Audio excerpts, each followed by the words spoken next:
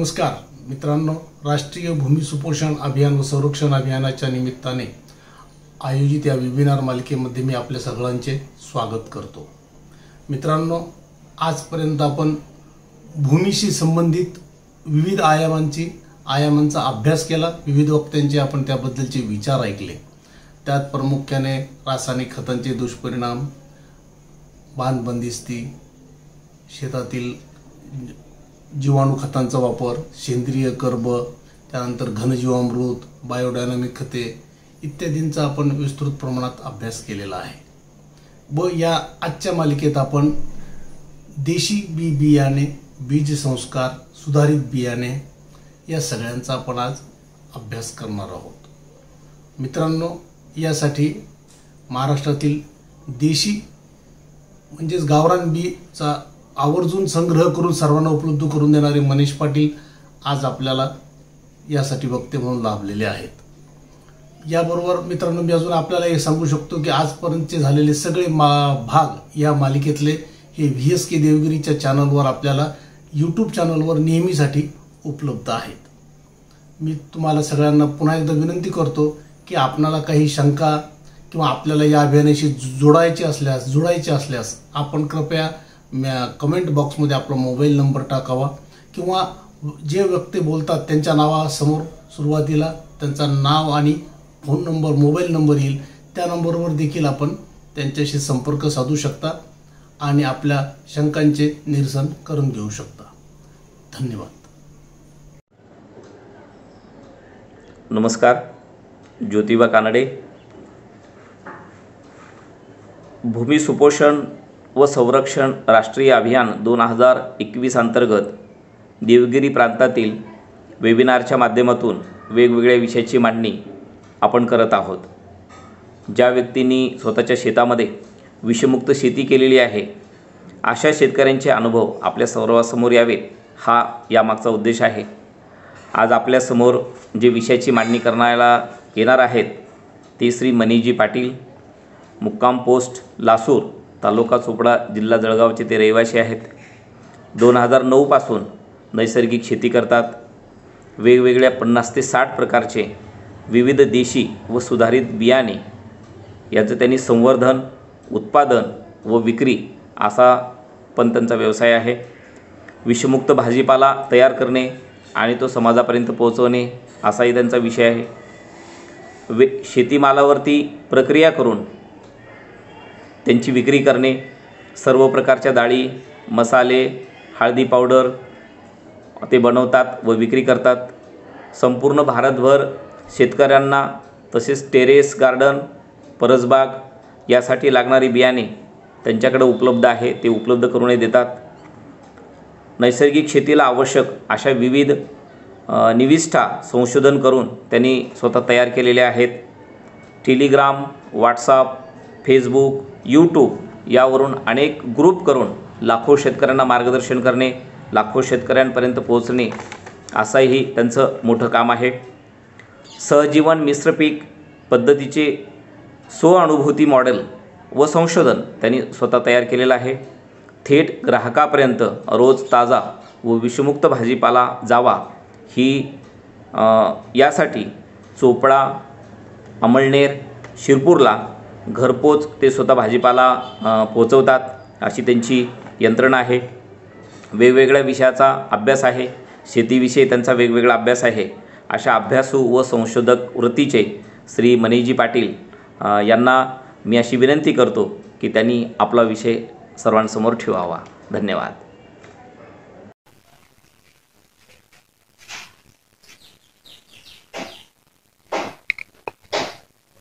नमस्कार शेतकरी मित्र, मी मनीष पाटील आज तुम्हाला नैसर्गिक शेतीतील सहजीवन पीक पद्धती याविषयी बोलणार आहे।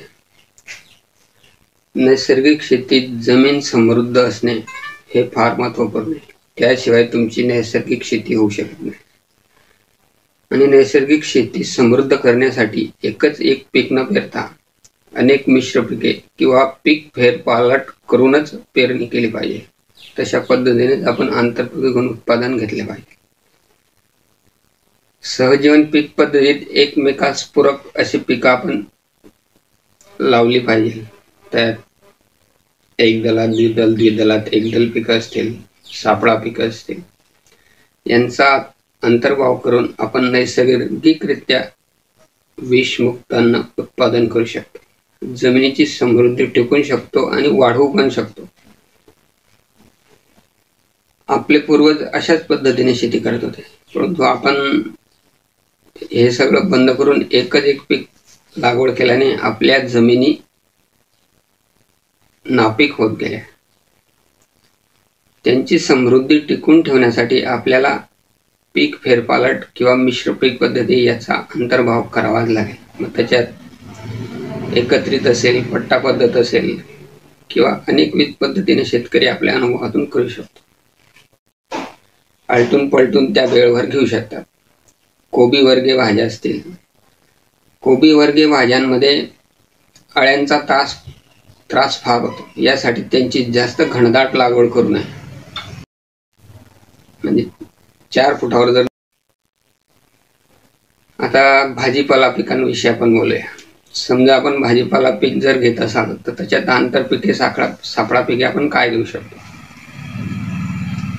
समजा तुम्ही वांगे, मिरची, टोमॅटो, उंच वाढणारी जी झुडूप वर्गीय जी पीक फळभाज्या आहेत, यांची लागवड जर केली तर आपण त्यांना 2 ओळीतले अंतर आपण 3-4 फूट असे सर्वसाधारण असते. तर मधल्या पट्ट्यात आपण इंटरक्रॉप म्हणून नायट्रोजन फिक्सिंगसाठी आपण मेथी, एक अल्पावधीत तयार होणारं पीक घेऊ शकतो.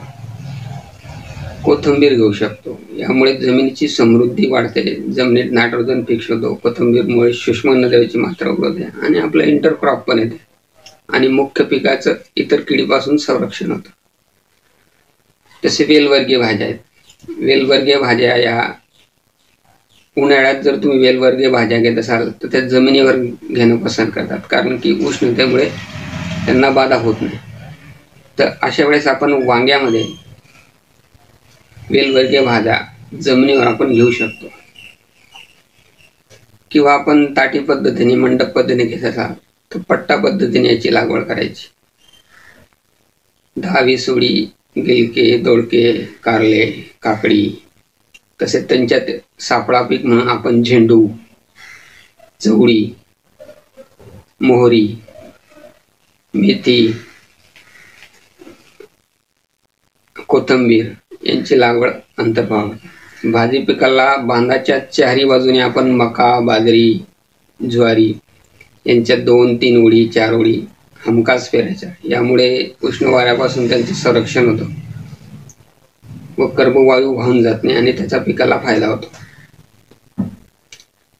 तसेच आता भेंडी असेल, गवार असेल, भेंडी गवार हे उत्कृष्ट सहजीवन आहे. दोघी मिक्स पेरू शकता किंवा पट्टा पद्धतीने पेरू शकता. अतिशय छान उत्पादन येतं. भेंडी ही पावसाळ्यात काही वाढ तिची जास्त असते भेंडीची, परंतु भेंडीची उन्हाळ्यात काही वाढ कमी असते, कारण टेम्परेचर, कोरडं वातावरण यामुळे ती जास्त वाढत नाही आणि त्यामुळे थोडं उत्पादन पावसाळ्यापेक्षा कमी येतं.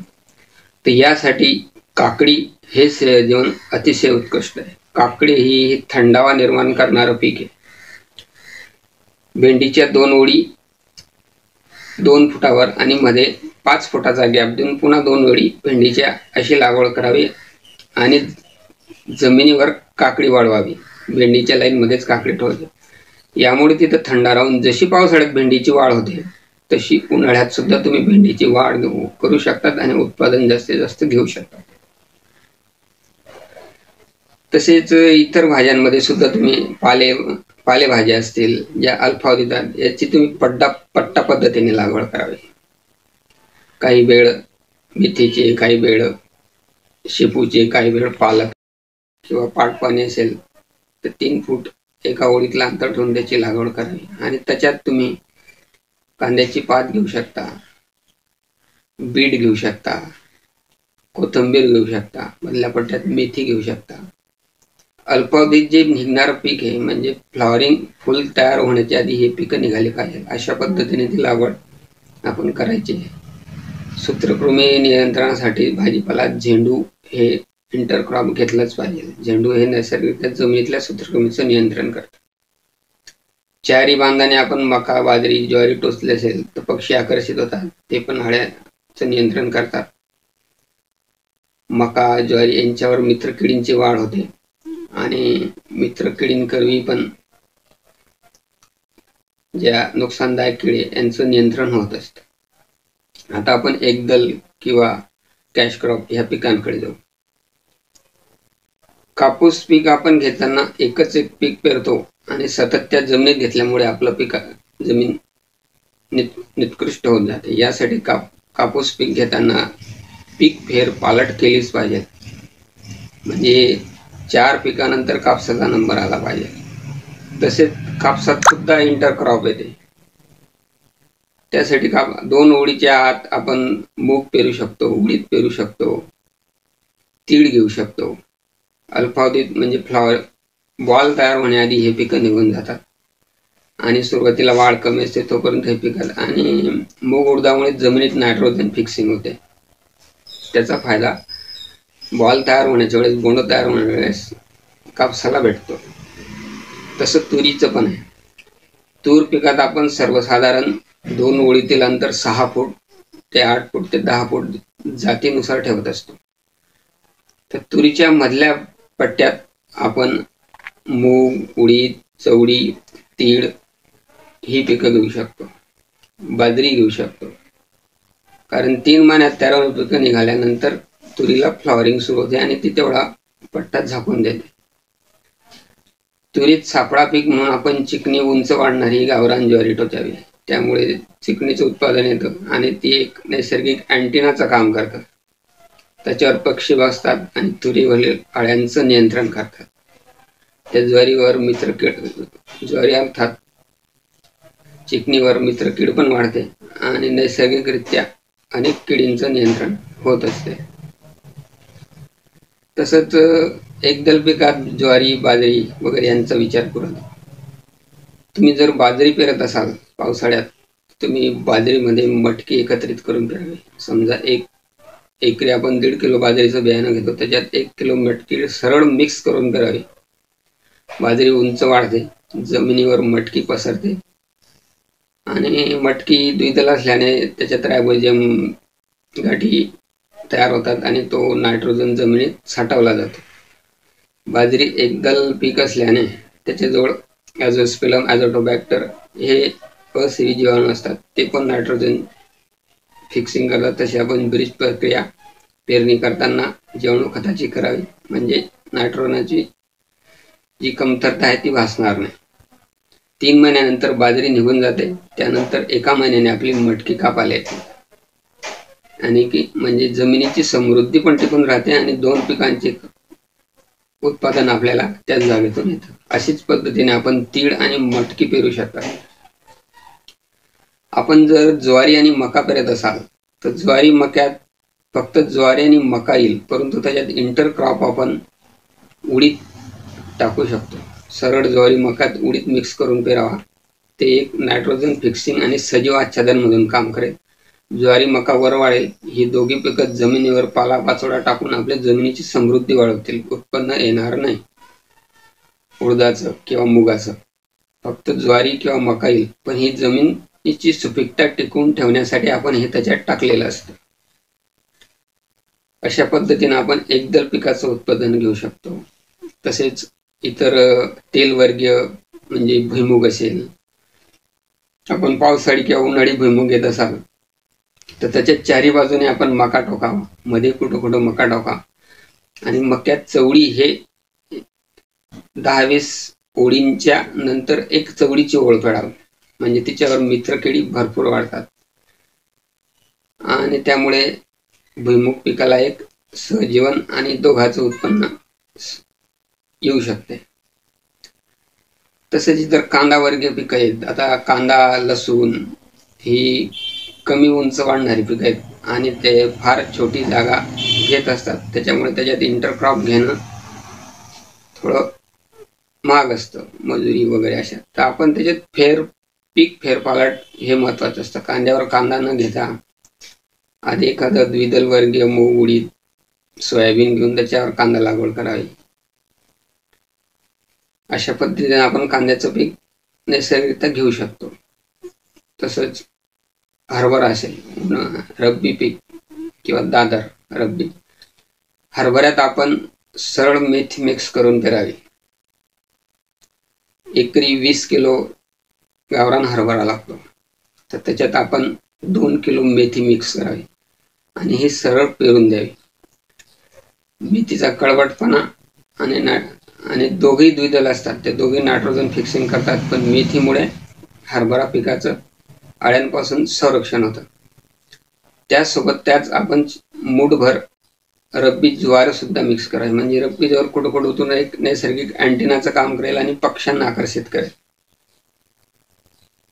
आणि जेव्हा आपला हरभरा आणि मेथी दोघी बरोबरच तयार होतील, तर दोघी एकत्र कापावी, एकत्र थ्रेशरवर काढावी, नंतर गाळणी करून ती वेगवेगळी करावी. अशा पद्धतीने ही आपली जमिनीची समृद्धी टिकून राहते. गहू पिकासाठी आपण काही शेतकरी पड्डा पद्धतीचा वापर करतात, म्हणजे काही ओळी गव्हाच्या, काही ओळी हरभऱ्याच्या किंवा काही ओळी करडईच्या. पण जर तुम्ही हार्वेस्टरने गहू काढत असाल तर हे करणं संभव होत नाही. तर त्याच्यासाठी तुम्हाला पीक फेरपालट हेच महत्वाचं. रब्बीमध्ये तुम्ही सोयाबीन, मूग, उडीद हे पीक घ्यावं. त्याच्याने जमिनीत नायट्रोजन फिक्स झालेला असतो आणि त्याच्यावर गव्हाचं उत्पन्न चांगलं येतं, हे तुम्ही लक्षात घ्यावं. गहू पीक पेरत असताना त्याच्या चारी बांधाने आपण मका किंवा रब्बी ज्वार हमखास पेरावी आणि त्याच्यात 4 दाणे गव्हासोबत राई टाकावी. राईमुळे मित्रकिडींचं नियंत्रण होतं आणि मधमाशी आकर्षित होतात आणि परागीकरणाला ते फायदेशीर असतं आणि त्यामुळे आपलं उत्पादन सहज वाढतं. आणखी इतर पिकांसाठी आपण असं सापळा पीक लावण्याचा कारण असं आहे की मित्रकिडींना आकर्षित करणं. यासाठी आपण सापळा पिकांमध्ये काय लावू शकतो, यासाठी आपण मका, ज्वारी हे उंच वाढणारे पिकं पक्ष्यांना आकर्षित करण्यासाठी आणि मित्रकीड तयार होण्यासाठी बांधाच्या चारी बाजूने मध्ये काही ओळीनंतर एखाद ओळ अशी आपण हमखास लावावी. झेंडू हे सूत्रकृमी नियंत्रणासाठी आणि मधमाशा नियंत्रणासाठी लावावं. सर्वात चवळीवर आधी मावा येतो आणि आपल्याला ही सूचना असते, त्यासाठी चवळी लावावी, म्हणजे मावा येण्याआधी आपण त्याचं नियंत्रण नैसर्गिक कीटकनाशकांचा वापर करून करू शकतो. तसंच ही एक दलात द्विदलात एक दल आधी सांगितलं त्याप्रमाणे आपण आपला पिकाची पेरणी आपण आपल्या हिशोबाने आपल्याला जसं सहज सुलभ होईल अशा पद्धतीने आपण करत राहावी. पीक फेरपालट हे फार महत्वाचं आहे, तेव्हाच तुमच्या जमिनीची समृद्धी टिकून राहील. तुम्ही जर एकच एक पीक कंटिन्यू घेत असाल तर त्यामुळे जमिनीतले काही विशिष्ट अन्नद्रव्य कमी होत जाऊन ती नापीक होत जाते आणि मग आपलं उत्पन्न घटत जातं. त्यामुळे एकच एक पीक न घेता पीक आंतर पीक किंवा अशा पद्धतीनं आपण ते करू शकतो. कीड नियंत्रणासाठी इतर ज्या नुकसानदायक कीड शेतात सर्वात आधी येतील तेव्हाच त्यांना नियंत्रण करणाऱ्या मित्रकीड येतील. जर आपण या किडींचं नियंत्रण करण्यात रासायनिक कीटकनाशकाचा वापर केला तर यासोबत मित्रकीड पण नष्ट होते आणि मग त्यामुळे आपला खर्च वाढतच जातो. त्यामुळे थोडासा आपण वेळ दिला पाहिजे. एक पिकाचं जसं सहजीवन आहे तसं किडींचं एक म्हणजे एकमेकावर जीवन त्यांचं चालू असतं. त्यामुळे ती एकदम कीड दिसतात आपण कीड नियंत्रणासाठी उपाय न करता ते नैसर्गिकरित्या होत आहे का याचं निरीक्षण करून मग उपाययोजना कराव्यात. त्यासाठी आपण सापळा पीक लावावे, शेतात अँटिना तयार कराव्यात, पक्ष्यांचा सतत शेतात वावर असण्यासाठी ज्वारी, मका, बाजरी हे काही ना काही प्रमाणात शेतात लावलीच पाहिजे. बांधावर फळझाडं लावलीच पाहिजे. बांधावर छोटी मोठी फळझाडं जर असतील तर तिथं पक्षी सदैव असतात आणि त्यामुळे अळी वगैरे यांचं नियंत्रण होत असतं. झुडपीय दाट सावली देणारी झाडं रिकाम्या जागेत जर आपण लावली तर मधमाशा तिथं पोळं तयार करतात आणि आपल्या परागीकरणासाठी ते फार आवश्यक आहे. कारण निसर्गात ही एक व्यवस्था आहे आणि त्या हिशोबाने आपल्याला आपली शेती करून घ्यायची आहे. म्हणजे कमीत कमी खर्चात कसं होईल या दृष्टीने तो आपण विचार केला पाहिजे. आपण एकच एक पिकात काय करतो की आपण कापूस पेरतो आणि डाळी बाजारातून विकत आणतो. पूर्वी आपले शेतकरी असे करत नव्हते. पूर्वी कापूस पेरताना कापसाच्या 10 ओळीनंतर एक ओळ तुरीची टाकली जायची. त्यात चवळी, उडीद, मूग हे पण अंतर्भाव असायचे. चिकणी ज्वारी जी असायची. कापसात मूठभर तीळ मिक्स करून पेरली जायची आणि कापूस फैलण्याआधी ती तीळ येऊन जायची, मूग उडीद येऊन जायच्या. नंतर शेवट कापूस तयार व्हायचा त्यावेळेस तूर यायची. म्हणजे आपल्याला तिथून डाळी, तेलबिया आणि पैशाचं पीक कापूस हे सर्व येत होतं आणि आपला शरीरात अतिशय उत्तमरित्या चालत होतं. अशा ह्या पद्धतीनं आपण या पिकांचं पॅटर्न म्हणजे आपल्याला बाजारातून काही आणायची वेळ येऊ नये अशा पद्धतीने आपण उत्पादन घेतलं पाहिजे. डाळी आपल्या शेतातून आल्या पाहिजे, धान्य आपल्या शेतातून आलं पाहिजे, तेलबिया आपल्या शेतातून आल्या पाहिजे आणि पैशाचं पीक पण आपल्या शेतातून आलं. भाजीपाला पिकात आपण अशाच पद्धतीनं अनेक भाज्या एक साथ लावून पट्टा पद्धती म्हणा, मिश्र पद्धती म्हणा, एकमेकाला पूरक म्हणा, आपण सतत उत्पादन घेऊ शकतो आणि खर्चा पैसा मिळू शकतो. या पद्धतीत आपण आपल्या अनुभवातून आणखी काही सुधारणा करू शकतो. त्या पद्धतीने आपण त्याचा यूज करू शकतो. ते कुठल्या ऋतूत कुठला भाजीपाला येतो, कुठल्या ऋतूत काय लावलं पाहिजे, नाही लावलं पाहिजे याचा अभ्यास करावा. तसेच अनेकविध रानभाज्या आपल्या शेतात नैसर्गिकरित्या उतरत असतात. त्या पण जमिनीची समृद्धी करतात आणि रानभाज्या एक औषधीय गुणधर्म असल्याने त्या भाज्या सुद्धा आपल्याला उपलब्ध आहेत. तर आपण त्यांचं जतन संवर्धन करून ह्या वाढवल्या पाहिजे आणि त्यांचं आपण उत्पादन घेऊन बाजारात विक्री करू शकतो, स्वतः वापरू शकतो. अशा पद्धतीने आपण आपली जमीन समृद्ध करू शकतो. यात आपण एक गोष्ट लक्षात ठेवायची की एक पीक न पेरता अनेक पीक एकत्रित पेरली पाहिजे. मग तुम्ही त्याच्यात पट्टा पद्धत घ्या, आंतरपीक पद्धत घ्या, मिश्र पद्धत घ्या किंवा फेरपालट. अशा पद्धतीने आपण याचं उत्पादन नैसर्गिकरित्या घेऊ शकतो आणि आपली जमीन अशा पद्धतीने आपण सतत समृद्ध करून ठेवू शकतो. ती निर्जीव होणार नाही. अशा पद्धतीने आपण जर विचार केला तर आपण निश्चित 100% नैसर्गिकरित्या विषमुक्त अन्न, भाज्या, तेलबिया, आपण देशी बीज संवर्धन, उत्पादन आणि बियाणं बीज संस्कार, बीज प्रक्रिया केली पाहिजे. यात आपण जैविक बुरशीनाशक, ट्रायकोडर्मा, विद्यापीठात किंवा बाजारात मिळणारी जीवाणू खते, जीवाणू कल्चर यांचा वापर करू शकतो. आपण गो आधारित शेती, आपण घरच्या घरी गाईचं शेण, गोमूत्र यापासून बीजामृत तयार करून त्याची बीज प्रक्रिया करून आपण बियाण्याची पेरणी करावी. बियाण्याची पेरणी ही शुक्ल पक्षात केली गेलेली अतिशय उत्कृष्ट असते. आपल्या वैदिक शेतीनुसार शुक्ल पक्षात पेरणी व कृष्ण पक्षात धनधान्याची कापणी याचं विशेष महत्त्व आहे. कृष्ण पक्षात जर आपण कापणी केली, बियाणं काढलं तर त्याला कीड वगैरे लागत नाही. तसं शुक्ल पक्षात जर पेरणी केली तर उत्पादन चांगलं येतं. 15-20% उत्पादन सहज वाढतं. बीज प्रक्रियेतून 15-20% बियाणं उत्पादन सहज वाढतं. अशा साध्या सोप्या गोष्टीवर आपण लक्ष दिलं पाहिजे. आता देशी बीज संवर्धन, देशी किंवा सुधारित बियाण्याचा आपण का वापर करावा. जे आपले देशी बियाणे यात एक नैसर्गिकरित्या रोग कीड प्रतिकार क्षमता असते. विविध वातावरणात ते कुठल्याही परिस्थितीत ते तग धरतात. म्हणून अशा देशी बियाण्याचा आपण वापर केला पाहिजे. सर्वच देशी उपलब्ध नसेल तर आपण सुधारित बियाणे घेऊ शकता. सुधारित देशी बियाण्याचा वापर केल्याने आपण तेच बियाणं पुन्हा वापरू शकतो. हायब्रिड बियाण्यात तसं होत नाही.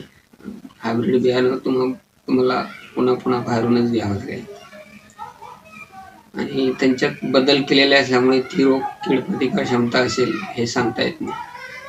परंतु देशी वाणांमध्ये ही क्षमता असते आणि तसे वाण आपण स्वतः तयार करण्यासाठी प्रयत्नरत राहिले पाहिजे. प्रत्येक ऋतूनुसार त्याच्या येणारं फूल फळ हे त्यांचं निरीक्षण केलं पाहिजे. त्यांच्यातली रोग कीड प्रतिकार क्षमता काय आहे आपण हे निरीक्षण केलं पाहिजे आणि तसे वाण आपण संवर्धित केले पाहिजे. शेताचं निरीक्षण करताना आपल्याला हे दिसून येतं. काही विशिष्ट झाडात भरपूर फ्लॉवरिंग, भरपूर फळं असतात, रोग कीड त्याच्यावर नसतात किंवा ते सहन करण्याची क्षमता त्याच्यात असते. अशा ज्या काही निरीक्षणाच्या बाबी असतात याचा आपण अभ्यास करून तशी झाडं सिलेक्ट करून आपण बियाणं वेगळं केलं पाहिजे आणि त्याचा पुनरुत्पादन करून पुन्हा लागवड करून त्याचा अभ्यास केला पाहिजे आणि नवीन बियाणं निर्मिती आपण केली पाहिजे. यात आम्ही देशी बियाणं संवर्धन भरपूर प्रमाणात केलेले आहे. माझ्याकडे भाजीपाल्याचे 50 ते 60 वाणांचं बियाणं मी संवर्धित केलेलं आहे. काही कडधान्य आहेत, नॉन बीटी कापूस आहे, असे विविध तेलबिया आहेत. असे विविध वाणाचं बियाणं आम्ही संवर्धन केलेलं आहे, उत्पादन करतोय, त्याच्यावर विविध प्रयोग करतोय आणि बहुतेक शेतकऱ्यांना ते आम्ही उपलब्ध करून देत आहोत. संपूर्ण भारतभर शेतकऱ्याची मागणी आल्यावर आम्ही ते त्यांना जे आपल्याकडे अवेलेबल असेल ते त्यांना उपलब्ध करून देतो. त्या देशी बियाणं किंवा देशी वाणाचा चव गंध हा वेगळाच असतो. त्याच्यात आयुर्वेदीय औषधीय गुण असतात. हे एक विशेष आहे. उत्पादन थोडं कमी जरी येत असलं तरी त्यांचे मूल्य आपण शब्दात सांगू नाही शकत आणि ह्या बियाण्यामुळे शेतकरी स्वावलंबी होऊ शकतो. कारण पुन्हा तेच बियाणं त्याला घरच्या घरी वापरता येतं, पुन्हा बाजारात घ्यायला जाण्याची आवश्यकता नसते. त्यामुळे शेतकऱ्यांनी बियाण्यापासून स्वावलंबी होण्यासाठी स्वतः बियाणं निर्मिती केली पाहिजे. असे देशी वाण शोधले पाहिजे आणि त्याची लागवड करून पुन्हा तेच बी पुढच्या वर्षी आपल्याला वापरता येतं. आम्ही याच प्रयत्नाने एक सीड बँक तयार केली आणि भरपूर बियाणं संवर्धित केलेले. आम्ही स्वतः भाजीपाला उत्पादन घेतो आणि त्याच्यातून त्याचं बियाणं तयार करतो. अनेकविध फळभाज्या असतील, वेलवर्गीय भाज्या असतील, शेंगवर्गीय भाज्या असतील, रानभाज्या असतील, यांचं बियाणं मी संवर्धित केलेलं आहे आणि त्याचं उत्पादन पण आम्ही करतो आणि ते शेतकऱ्यांना किंवा इतर टेरेस गार्डन वगैरे यांना सर्वांना आम्ही ते उपलब्ध करून देतात. याची माहिती तुम्हाला आमच्या यूट्यूब चॅनलवर भेटू शकते. माझ्या मनीष पाटील या नावाने यूट्यूब चॅनल आहे. त्याच्यावर नैसर्गिक शेतीचे व्हिडिओ अपलोड केलेले आहेत, विविध पिकाचे व्हिडिओ अपलोड केलेले आहेत. हे सगळं देशी बियाण्याचा वापर तिथं केलेला आहे आणि त्याच्यात तुम्ही ते पाहू शकता. तसेच टेलिग्रामवर देशी बीज संवर्धन म्हणून एक चॅनल आम्ही सुरू केले. त्या चॅनलवर या बियाण्याचे, वाणाचे, फळाचे, फुलाचे, झाडाचे सर्व फोटो आम्ही अपलोड केलेले आहेत. तुम्ही तिथे ते प्रत्यक्ष पाहू शकता. अशा पद्धतीनं बियाणं संवर्धन करून स्वावलंबी होण्याचा प्रयत्न आम्ही केलेला आहे. गो आधारित शेतीतून आम्ही गाईच्या शेण, गोमूत्र, जीवामृत याचा वापर करून, डिकंपोजर याचा वापर करून नैसर्गिक शेती यशस्वीरित्या करीत आहोत आणि त्यातून उत्पादित भाजीपाला, अन्न, धान्य, तेलबिया आम्ही थेट ग्राहकांना विक्री करीत आहोत. आमच्या जवळपासच्या चोपळा शहरात आम्ही हे थेट ग्राहकांना ऑर्गॅनिक भाजीपाला, अन्नधान्य देतात आणि त्याची चव बघून त्यांनाही त्याच्यात इंटरेस्ट वाटतोय आणि मागणी दिवसेंदिवस वाढत आहे. अशा पद्धतीनं आम्ही थेट ग्राहकांना भाजीपाला, अन्नधान्य पुरवून आमचं मूल्यवर्धन पण आम्ही करण्याचा प्रयत्न करीत आहोत. आपल्याला जर बियाण्याची आवश्यकता असेल तर तुम्ही सरळ माझ्याशी माझ्या 70 20 36 44 61 या फोन नंबरवर कॉन्टॅक्ट करावा किंवा आमची वेबसाईट पण आहे www.desiseedbank.in याच्यावर तुम्ही ऑनलाईन ऑर्डर करू शकता. जे अवेलेबल असेल ते बियाणं उपलब्ध केलं जाईल. तसेच आम्ही काही पीकवार ई बुक PDF फाईल सुद्धा मी तयार केलेल्या आहे. त्यात नैसर्गिक शेती आणि प्राकृतिक शेती ही बेसिक नॉलेजची फाईल आहे.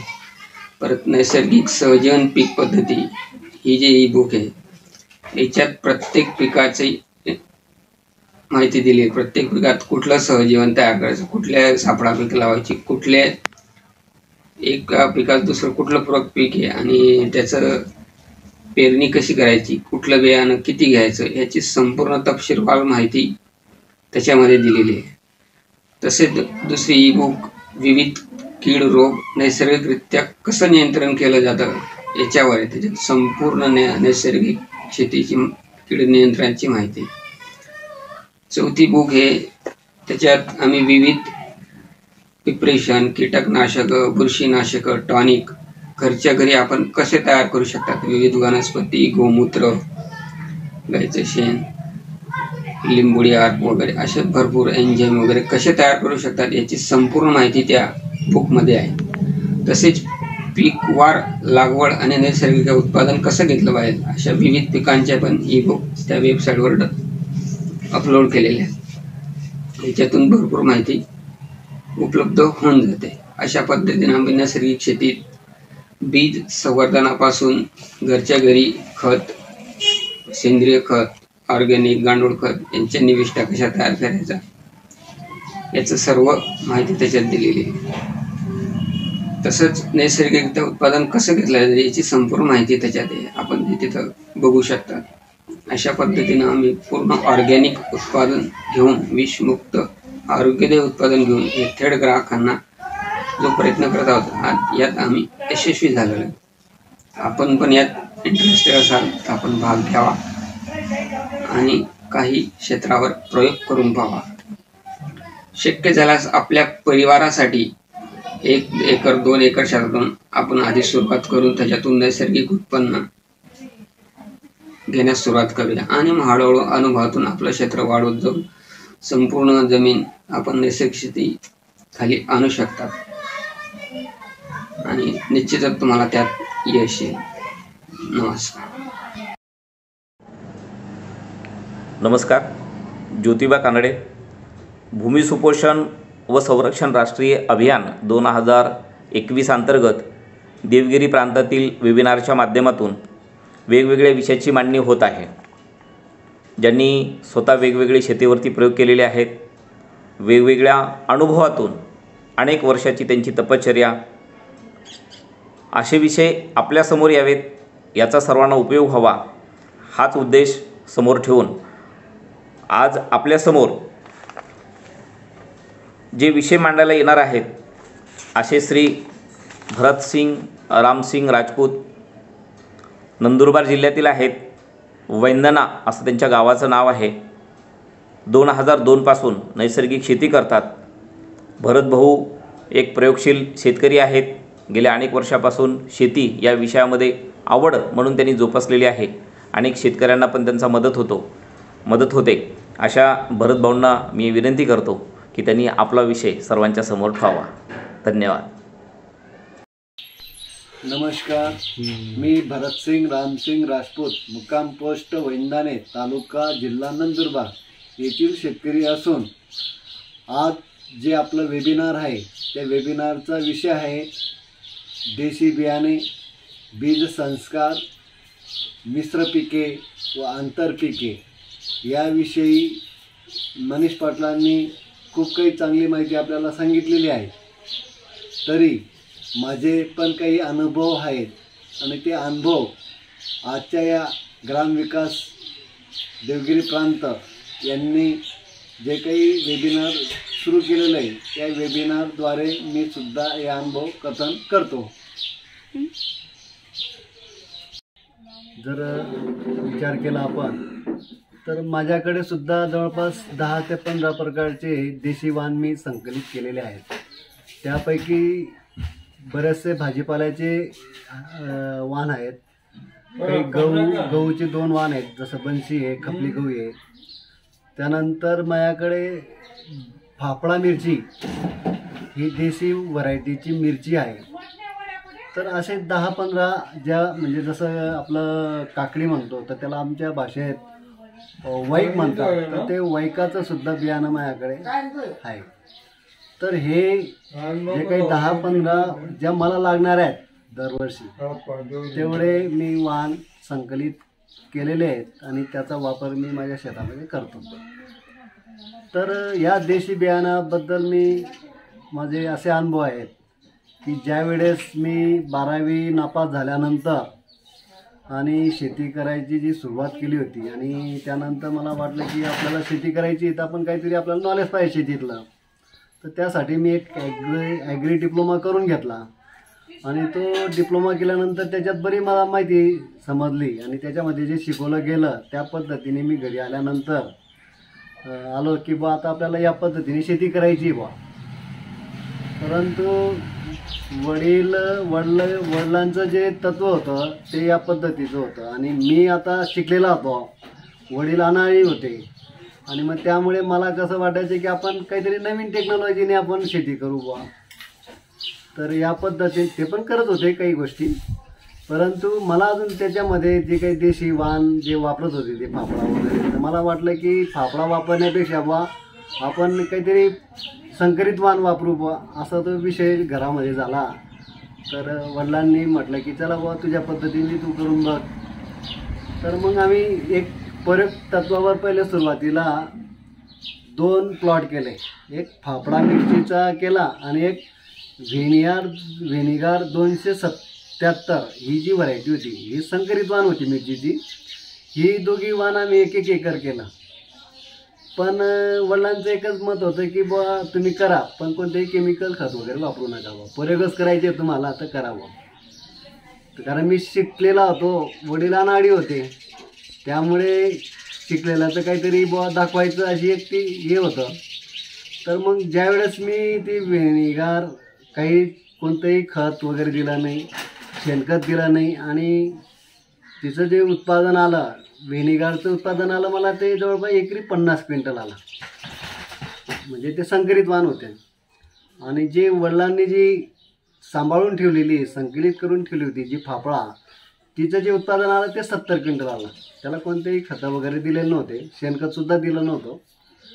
तर मला त्यावेळेस लक्षात आलं की संकरित बियाणांपेक्षा देशी बियाणं उत्पादन जास्त दिलं. म्हणजे असं काय बुवा नेमकं, म्हणजे मी विचारात पडलो की आपण जे शिकलो की संकरित बियाणं जास्त उत्पादन देतात, पण हा जो जेव्हा मी प्रयोग केला तर त्यावरून मला लक्षात आलं की उलट देशी बियाणं चांगलं उत्पादन दिलं बुवा मिरचीमध्ये. तर हा एक तिथला एक फरक जाणवला. पण मी अजून पुढे गेलो की आपण शिकलेलं आहे तर आपलं काहीतरी अजून दाखवायलाच पाहिजे. म्हटलं आपण काय करू, आपण काहीच दिलं नव्हतं. मग ह्या वेळेस काय केलं की दोघी व्हरायटी लावल्या आणि त्याला रासायनिक खतं दिले. रासायनिक खतं दिल्यानंतर म्हणजे हा 2002चा माझा अनुभव सांगतो मी. तर रासायनिक खतं दिल्यानंतर असा एक अनुभव आला मला की जी काही व्हिनिगार जी लावलेली होती तर ती जवळपास मला एकरी 80 क्विंटलपर्यंत पोहोचली. आणि फाफडा मिरची जी आहे ती जवळपास 50 क्विंटलवर आली. म्हणजे तिथं सुद्धा मला एक अभ्यास करायला भेटला. जर देशी वाणांना जर आपण रासायनिक खतं दिले तर उत्पादन कमी झालं तिचं मला, आणि संकरित वाणांनाचं थोडंसं उत्पादन वाढलं पण खर्चसुद्धा वाढलेला होता. मग मी एक तुलनात्मक अभ्यास केला की बुवा जर रासायनिक खतं जर देशी बियाणांना दिलं तर उत्पादन घटतं. आणि मग या पद्धतीने मग माझ्या मनामध्ये म्हटलं आपण जे शिकलेलो आहे तर त्या आपण ज्यावेळेस पहिले वेळेस काही दिलं नसताना 70 क्विंटल आली होती आणि आपलं बियाणं आपलं स्वतःचं होतं. तर मी ठरवलं की आपण आता विषमुक्तच शेती करायला हवी बुवा. असं तो थोडा अभ्यास करता करता मग बरेच देशी बियाणांमध्ये अभ्यास झाला माझावाला. की देशी बियाणं जर ओळखायचे असतील तर देशी बियाणांचे जी मुळं असतात ते खोलवर जमिनीवर जातात आणि खोलवर जमिनीवर गेल्यामुळे ते पाण्याचा ताण सहन करण्याची क्षमता निर्माण होते त्यांच्यामध्ये. जसं संकरित वाण जे आहेत ते त्यांच्या मुळं जास्त जमिनीत खोल जात नाही, तर त्यामुळे उत्पादन म्हणजे जर पावसाचा जर ताण पडला किंवा पाणी जर कमी मिळालं तर ते उत्पादन देत नाही. हा एक माझा अनुभव आहे. तर देशी बियाणं म्हणजे एक जवळपास सर्वच बियाणांचा मी अभ्यास केला. जसं आता ज्वारी असेल तर माझ्याकडे मानी ज्वारी एक वाण आहे, तर त्याचा अभ्यास केला तर थोडं एक लक्षात आलं की उत्पादन जेवढं येतं म्हणजे जर समजून घ्या 1 किलो जर उत्पादन येत असेल मला म्हणजे ज्वारी येत असेल तर जवळपास त्याचा जो चारा असतो तो 3 किलो येतो. म्हणजे असं माझा एक म्हणजे प्रयोग झालेला आहे जवळपास की देशी बियाणाचं जे आपण लागवड करतो तर उत्पादन हे 1 किलो येतं ज्वारी आणि 3 किलो हा पशुचा चारा निघतो. म्हणजे याचा अर्थ काय की देशी बियाणांमध्ये जे काही पशु म्हणजे जे पाळण्यासाठी ज्याचा जो काही उपयोग होणार आहे की जी जमिनीला समृद्ध बनवण्यासाठी त्याचा उपयोग होणार आहे, तर एक गाय पाळण्यासाठी सुद्धा त्याचा उपयोग होतो देशी बियाणांचा. जर आपण त्याचं चाऱ्याचं प्रमाण आहे ते जास्त येतं. तसं संकरित वाणांमध्ये उत्पादन जास्त येतं पण चारा कमी येतो. म्हणजे नेमकं आपल्याकडनं काय होतं की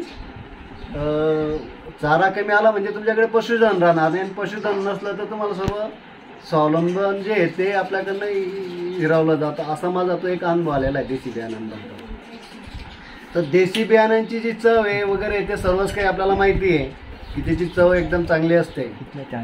पण अजून एक गोष्ट सांगतो मी फाफडा मिरचीमध्ये की जी मी व्हेनिगार 277 जी व्हरायटी लावली होती ती रोपवाटिका तयार केल्यानंतर लागवड केल्यानंतर ते 45 दिवसामध्ये लगेच मिरच्या लागायला लागल्या.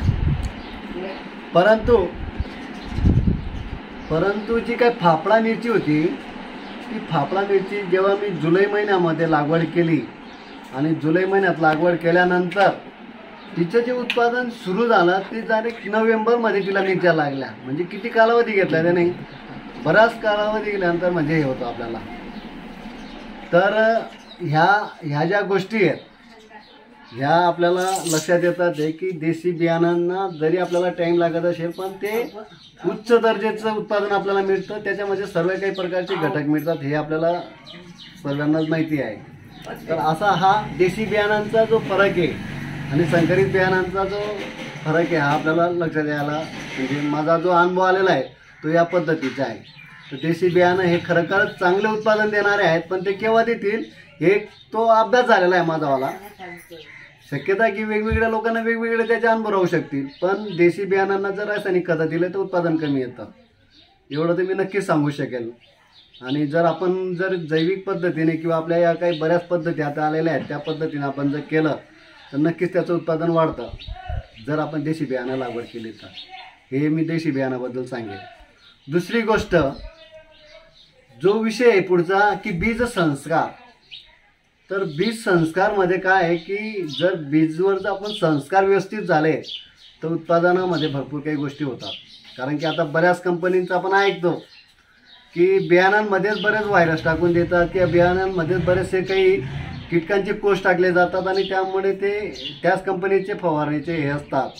परंतु आपलं स्वतःचं बियाणं असल्यामुळे देशी बियाणं असल्यामुळे त्याला जर बीज संस्कार केला गेला तर त्याची उगवण क्षमता असेल त्याला जे लागणारे जे काही बुरशीजन्य रोग असतील ते सर्व आपण हे करू शकतो. तर बीज संस्कार का म्हणून करावे तर त्याबद्दल मी थोडं सांगतो तुम्हाला की मी काय करतो.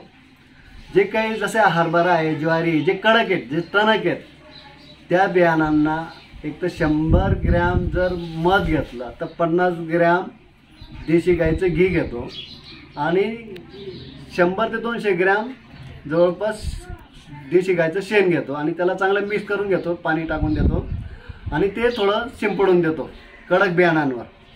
जसं आता भुईमूग वगैरे असेल तर त्याला एकदम नॉर्मल टाकावं लागतं कारण की त्याची वरची साल नको निघायला. तर हे टाकल्यानंतर त्याला थोडं सावलीमध्ये सुकून घेतो आणि मग लागवड करतो. तर त्यामुळे काय होतं की उगवण क्षमता एकदम जबरदस्त होते. त्याच्यावरती जे बुरशीचे काही रोग असतात किंवा काही असतात ते सर्व नष्ट होतात आणि उगवण क्षमता आणि एकदम झाड मजबूत येतं. म्हणजे टणक बियाण्यांसाठी हे करायला एकदम चांगलं, बीज संस्कार करण्यासाठी एकदम चांगला माझा अनुभव आलेला आहे. आणि जे काही वेलवर्गीय असतात म्हणजे जसं कारली आहेत, काकडी आहे, म्हणजे जे पण वेलवर्गीय पिकं आहेत तर त्यांचं जे बीज संस्कार आहेत ते का, तर मी काय करतो की जे काही आता समजून घ्या, मिरचीचं बियाणं आहे, गिलकीचे बियाणं आहे, तर यांना काय करतो की जर 100 ml जर देशी गायचं दूध घेतलं तर तेवढंच पाणी घेतो 100 ml आणि त्याच्यामध्ये जवळपास 6 ते 7 तासपर्यंत ते भिजायला टाकतो. आणि भिजवल्यानंतर आणि मग त्याला काढून वाळून घेतो आणि मग ते लागवड करतो. हे जे वेलवर्गीय जे आहेत ते याची जी बीज संस्कार करण्याची जी पद्धत आहे हा माझ्या अनुभवातून आलेला विषय आहे.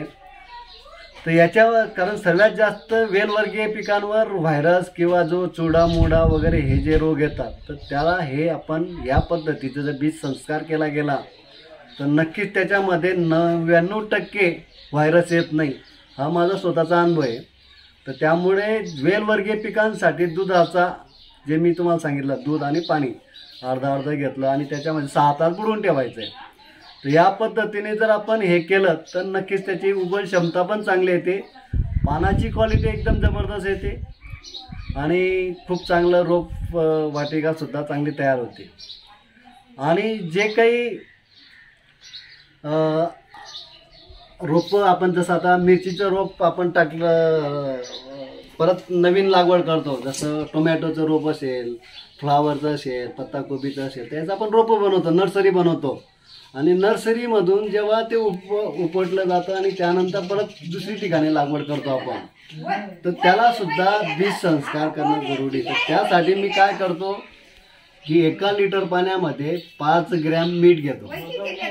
1 लिटर पाण्यामध्ये 5 ग्रॅम मीठ आणि त्याला चांगलं मिक्स करून घेतो. आणि जे काही आपले रोपं, जसं मिरचीचे रोपं उपडले आहेत आपण, तर ते त्याचे फक्त मुळा त्याच्यामध्ये बुडून घ्यायचे आणि मग ते लागवडीसाठी वापरायचं. म्हणजे 1 लिटरला 5 ग्रॅम. मग आपल्याला ज्या पद्धतीचे जेवढे रोपं असतील तेवढं प्रमाणात आपण घ्यावं. तर या पद्धतीने लागवड केल्यामुळे मला असा फायदा झालेला आहे की त्याच्यामध्ये बुरशीचे रोग झाले नाही आणि त्यामुळे त्याला जवळपास 92 प्रकारचे मिठामध्ये घटक असल्यामुळे ते सर्व घटक आपण त्यावेळेस बीज संस्कारच्या वेळेस मिळून जातात. रोपवाटिकासाठी सांगतो या गोष्टी बरं का. तुम्हाला जे कडक बियाणं आहे त्यासाठी वेगळं सांगितलं, वेलवर्गीयांसाठी वेगळं सांगितलं आणि जे काही रोपं लावून आपण हे करतो, या 3 पद्धतीचा जवळपास मी वापर केलेला आहे. तर याचे खूप चांगले बीज संस्काराचे मला फायदा झालेला आहे. आणि तिसरी गोष्ट जी आता आपला विषय आहे की आंतरपिकं आणि मिश्र पिकं. तर आंतरपिकामध्ये मनीष पाटलांनी खूप चांगलं सांगितलं की अँटिना वगैरे ह्या ज्या गोष्टी त्या तर जरुरीच आहेत, बरोबर. तर माझा जो अनुभव आहे मिरची पिकामध्ये आणि कांद्या पिकामधले बरेचसे मला अनुभव आलेले आहेत की आता मिरची पीक बऱ्याच लोकांना घेणं मुश्किल होऊन गेलं आहे.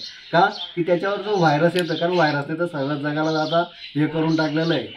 तसं मिरचीमध्ये किंवा बरेच असे पिकं आहेत की ते व्हायरसने पूर्णपणे लोक लावायलाच हे करतात, आता घाबरतात आहे, कारण त्याच्यावर खर्च वाढत चालला आहे. तर हे व्हायरस येणारे जे पिकं आहेत त्याच्यावरचा जो अनुभव आहे, तर मी काय केलेलं आहे की जसं आता मिरची ज्या वेळेस लागवड करतो आपण, तर मिरची किंवा कांदा, त्या कांदा लागवड करताना जो करपा येतो, करपा म्हणजे हा सुद्धा एक प्रकारे व्हायरसचाच प्रकार आहे. एका रात्रीमध्ये पूर्ण पात खराब होते आणि पूर्ण उत्पादन बुडीत जातं.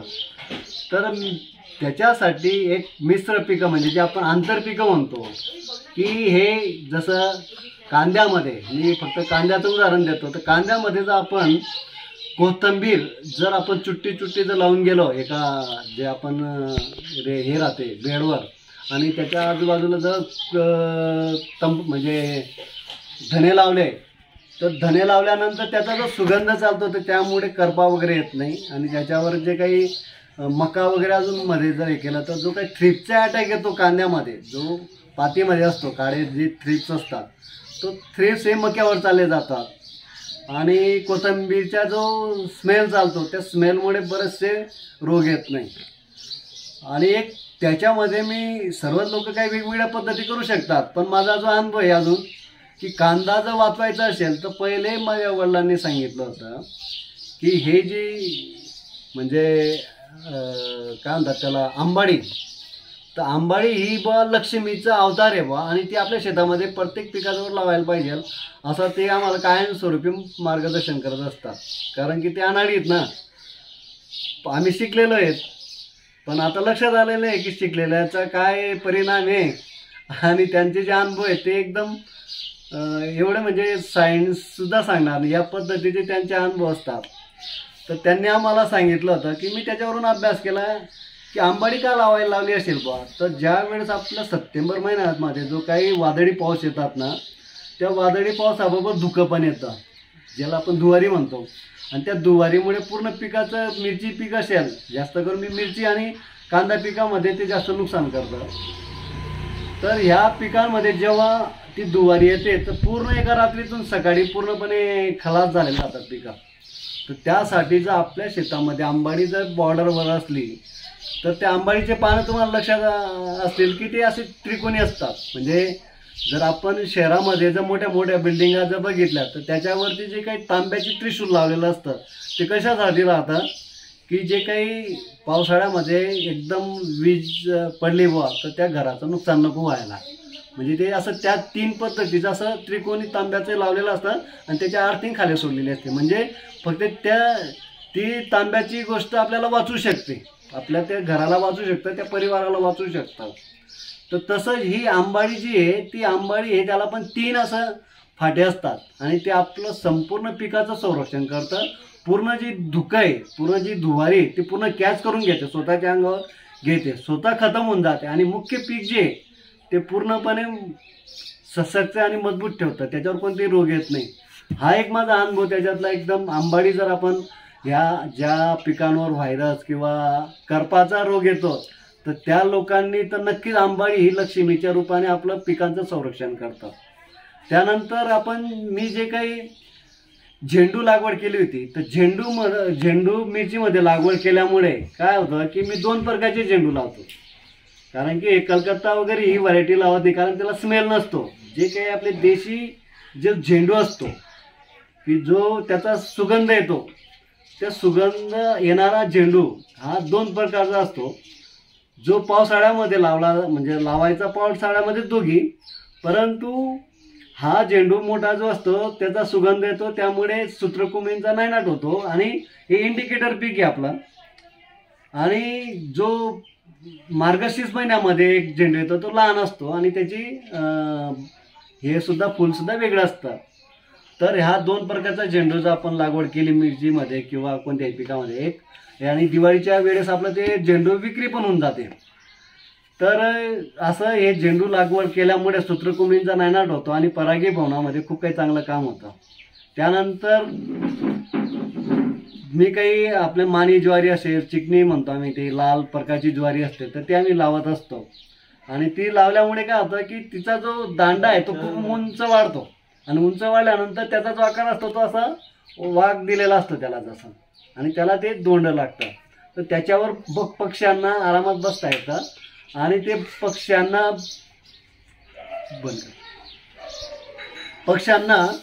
चांगलं बसता येतं त्याच्यामध्ये. बंद करत तर त्याच्यावर पक्षी बसतात आणि त्यामुळे कसं आहे की पक्षी हे 99% मांसाहारी आहे आणि मांसाहारी असल्यामुळे ते आपले जे काही जितके बी हानिकारक कीटक आहेत ते शाकाहारी आहेत. तर शाकाहाऱ्यांचं पूर्णपणे नष्ट करतात ते, आणि ते पक्षींना आमंत्रण द्यायची गरज पडत नाही. फक्त चिकणी किंवा ज्वारीची लागवड करून दिली आपण तर त्याच्यावर येऊन बसतात. ते फक्त दोंड हे आमंत्रणसाठी आहे आणि की बुवा इथं आपल्याला काहीतरी खायला आहे, पण ज्यावेळेस ते तिथं बसतात पण त्यांना आवडतं काय, मांसाहारी, तर ते मांसाहारावर जास्त ताव मारतात. कारण की आपल्याला पण म्हणजे बऱ्याच गोष्टी लक्षात आहे की जिथं मांसाहाराचा जर स्वयंपाक असेल तर तिथं बरेच लोक बिना आमंत्रणचे येऊन लागतात. तसं पक्ष्यांचं सुद्धा आहे.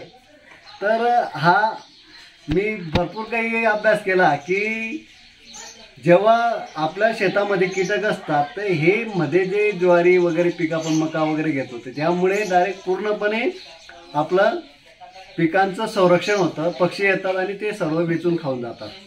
मनीष पाटलांनी सांगितलंच आपल्याला जवळपास अँटिना वगैरे सर्व. तर ह्या मिश्र पिकांचा असा आपल्याला म्हणजे इंडिकेटर म्हणजे आपण म्हणतो की आता कोणते रोग येणार आहेत याचे इंडिकेटर म्हणून आपल्याला मिश्र पिकांचा फायदा होतो. तर मिश्र पीक, तर मी अजून एक त्याच्या पुढे गेलो की आंतरपिकं घेतले. मिश्र पिकांमध्ये मला थोडीशी तकलीफ होत होती की जसं आता कापूस लागवड केली तर त्याच्यामध्ये चवळी लावायचं किंवा मी मूग लावायचं, तर मुगाचं वाळून गेल्यामुळे त्याला पाणी पण जास्त लागतं आणि थोडा कापसावर थोडा मार बसायचा, असा माझा थोडासा अनुभव आहे. आता वेगवेगळ्या लोकांचा वेगवेगळा अनुभव राहू शकतो. परंतु मी आता काय केलं आहे की मिश्र पिकांच्या म्हणजे काही पिकांमध्ये जसं आता कांदा आहे त्याच्यामध्ये मी कोथिंबीर घेतो, तर तसं कापूसमध्ये जर 10 ओळी जर मी कापूस घेतला तर एक स्पेशल एक ओळ मी स्पेशल कीटकांसाठी बनवतो. तर त्याच्यामध्ये काय करतो की जसं आता भगर आहे, ज्वारी आहे, बाजरी आहे, मूग आहे, उडीद आहे, चवळी आहे, असे 10 प्रकारचे पिकं मी घेऊन घेतो आणि 10 फुटाच्या अंतरावर म्हणजे 10 ओळींच्या अंतरावर एक स्पेशल चाचच मी त्यांच्यासाठी कीटकांसाठी ठेवतो की जेणेकरून ज्या ज्या प्रकारचे कीटक ज्या ज्या पिकांवर येतात, म्हणजे आपण त्याला 10 मजली म्हणू की 10 प्रकारची पिकं असल्यामुळे त्याच्यामध्ये भगर असेल ते आंबाडी वगैरे सर्व गोष्टी, तर त्याच्यामध्ये ते वाढत राहतात आणि ते सर्व एकाच लाईनीला टाकल्यामुळे आपल्या मुख्य पिकाचं व्यवस्थित कार्य पण करता येतं. आणि जे 10 फुटाच्या अंतरावर आपण जी काही लाईन टाकलेली त्याच्यामध्ये हे आंतरपिकं टाकल्यामुळे काय होतं, एक तर उत्पादन आलं तर आलं, नाही आलं तर काही फरक पडत नाही, पण सर्व कीटक त्याच्यावर तुम्हाला दिसतील आणि मुख्य पिकावर काहीच दिसत नाही. म्हणजे जसं आता कापसामध्ये जर उदाहरण घेतलं तर जेव्हा मावा तुडतुडा येतो तर तो तिथं मावा तुडतुडा येतच नाही, कारण चवळी आणि मूग उडीद वगैरे जे आहेत म्हणजे द्विदल जे आहेत ते सर्व तिथं टाकलेले आहेत, त्यामुळे ते तिथं सर्व आकर्षित होतात. त्यांचा जो पाला असतो तो लुसलुशीत होतो आणि त्यामुळे त्याच्यावर अटॅक होतो. म्हणून आपले मुख्य पिकं हे पूर्णपणे वाचून जातात आणि त्यामुळे आपल्याला या पद्धतीचा सुद्धा आपल्याला आंतरपिकांचा म्हणजे जसं एखाद्या गावामध्ये एकच समाजाचे लोक राहू शकत नाही, कारण प्रत्येकांची जीवनशैली जी आहे ती एकमेकांवर अवलंबून आहे, तसं पिकांचं सुद्धा एकमेकांवर अवलंबून आहे. जर आपल्याला जर आंतरपिकं जर घ्यायचे असतील तर त्याचा सुद्धा आपल्याला अभ्यास करावा लागेल किंवा अभ्यास केलेला आहे. तर मी काय केलेलं आहे की जे काही मिरचीचं पीक आहे याला जे काही आपल्याला मिरचीचं जे पीक आहे याला जे काही सूर्यप्रकाश लागतो जवळपास तो 3600 मेणबत्तीचा जेवढा प्रकाश राहतो तेवढा तो प्रकाश त्या पिकांना लागतो. मग त्यापेक्षा जर आपण उंच घेतलं तर उदाहरणार्थ तर मग त्यापेक्षा उंच आपल्याला पिकं घ्यावं लागतील की जसं 72,000 जसं केळीला लागतं मेणबत्त्याचा जेवढा प्रकाश आहे तेवढं 72 म्हणजे 7,200 मेणबत्त्याचा जेवढा प्रकाश लागतो तेवढं ऊर्जा याला लागते केळीला. तर केळीच्या पिकामध्ये जर मिरची घेतली तर ते चालू शकेल, पण त्यापेक्षा कमी म्हणजे प्रकाश ऊर्जा लागणाऱ्या पिकं जर आपण त्या पद्धतीने घेतलं तर त्याचा सुद्धा मी अभ्यास केलेला आहे आणि त्या पद्धतीची पिकं आपण घ्यायला पाहिजे.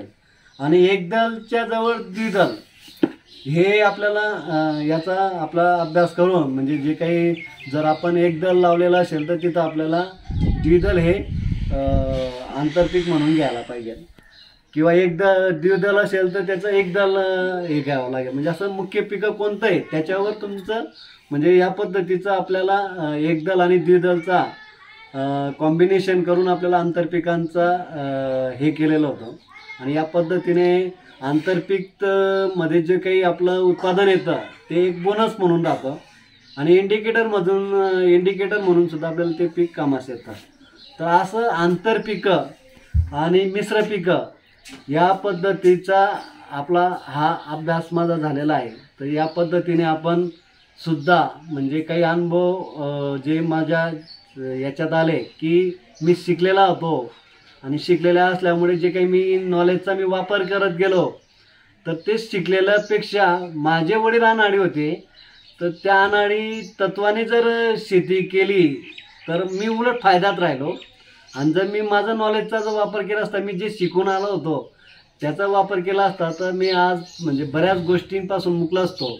आणि जैविक शेतीमध्ये आज माझं एक चांगलं काम झालेलं आहे आणि त्याच्यामध्ये मी एक चांगलं उत्कृष्ट म्हणजे शेतकरी या पद्धतीने मी ते जैविक पद्धतीने बरेच प्रकारचे प्रयोग केलेले आहे तर असे आंतरपीक मिश्रपीक वगैरे ह्या जो विषय हा या वेबिनारद्वारे मला सांगावासा वाटला, तर मी ग्रामविकास देवगिरी प्रांताचा मी धन्यवाद करतो की मला इथं बोलण्याची संधी मिळाली. धन्यवाद.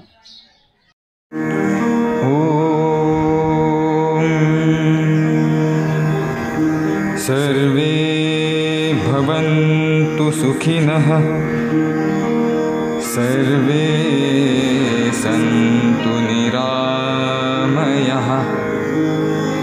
सर्वे भद्राणि पश्यन्तु, मा कश्चित् दुःखभाग् भवेत्. ॐ शान्तिः शान्तिः शान्तिः.